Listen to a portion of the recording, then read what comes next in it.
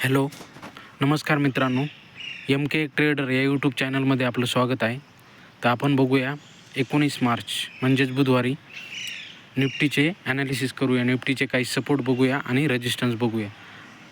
आधी आपण बघूया ग्लोबलमध्ये नेमकं घडतं आहे काय. अमेरिकन बाजार असेल, जर्मनी इंडेक्स असेल किंवा गोल्ड असेल, यामध्ये सध्याची तेजी मंदी काय ते बघूया अगोदर. तर बघूया आपण गोल्ड जे आहे ते जवळपास ऑल टाईम हायच आहे. जवळपास 3 दिवस झालं एक ऑल टाईम हाय एक ऑल टाईम हाय तयार करत चालले आहे. गोल्डची वाढती मागणी त्यामुळं सुद्धा गोल्डची प्राईस वाढतच चालली आहे. तज्ज्ञ म्हणत आहेत की येत्या 2-4 महिन्यात म्हणजेच दिवाळीपर्यंत का होईना गोल्ड 1 लाखपर्यंत जाऊ शकते. बघूया काय होते. त्यानंतर बघूया ब्रेंट क्रूड ऑइल हे जवळपास आज 1.25% वाढला आहे. ते सुद्धा जवळपास ब्रेंट क्रूड 72च्या आसपास आले आहे.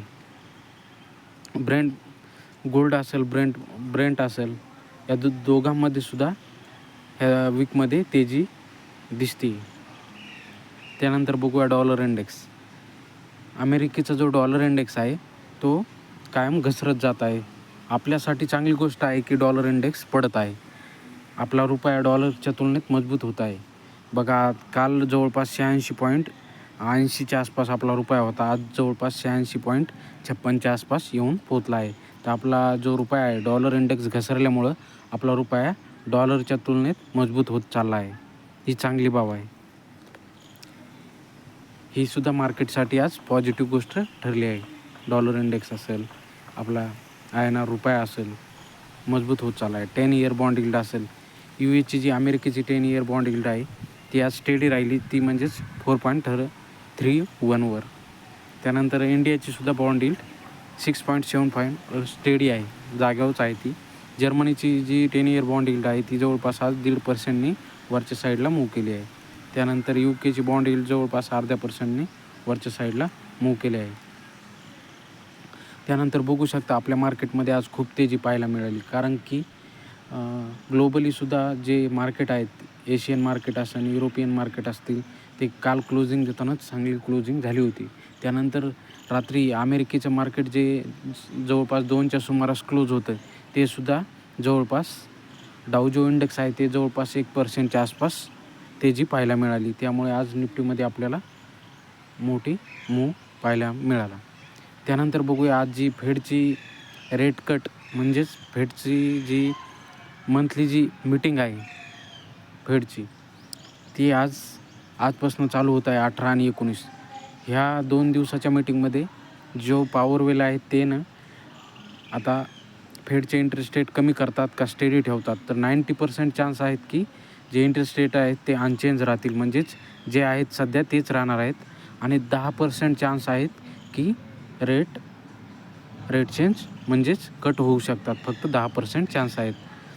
तर 90% चान्स हे एक्सपर्ट म्हणत आहेत की जे इकॉनॉमिक डाटा असेल, ज्या अनएम्प्लॉयमेंट वाढत आहे, CPI डाटा असेल, या डाटामुळे सुद्धा जी परिस्थिती आहे ती बघता सध्या रेट कटची शक्यता खूप कमी आहे. त्यानंतर बघूया आपण निफ्टीचे ॲनालिसिस बघूया. निफ्टीमध्ये काय घडलं आहे आज.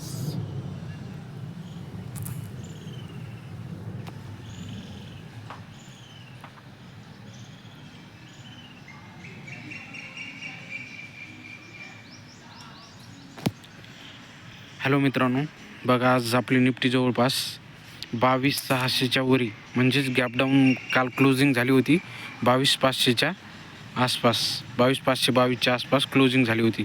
त्यानंतर काल सगळे मार्केट पॉझिटिव्ह साईडनं आपलंसुद्धा मार्केट गिफ्ट निफ्टीसुद्धा रात्री चांगली जवळपास 150 पॉईंटनं गॅप वरच्या साईडला मूव्ह केल्यानंतर आज मार्केट जवळपास 130चे पॉईंटच्या आसपास आज गॅपअप ओपन झालं. ते बघू शकता. काल 522च्या आसपास मार्केटने क्लोजिंग केली होती. आज जवळपास निफ्टीने क्लोजिंग केली. आपला जो रेजिस्टन्स आहे 22,600च्या वरती निफ्टीनं ओपनिंग केली. ओपन करून ही जी 15 मिनिट टाईम फ्रेमवर जी कॅन्डल आहे, एक हॅमर बनवून रेजिस्टन्स हा 22,600 हा सपोर्ट घेऊन जो काल प्रिव्हियस रेजिस्टन्स होता आज तो सपोर्ट म्हणून काम करू लागला. त्यानंतर 22,600वर एक हॅमर तयार करून निफ्टीने वरच्या साईडला मुवमेंट द्यायला चालू केली.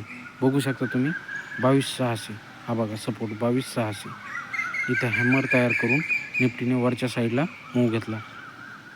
जवळपास निफ्टीने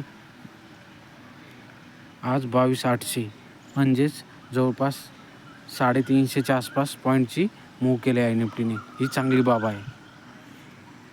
आता निफ्टीला रेजिस्टन्स आणि सपोर्ट बघूया आपण कोणते आहेत तर.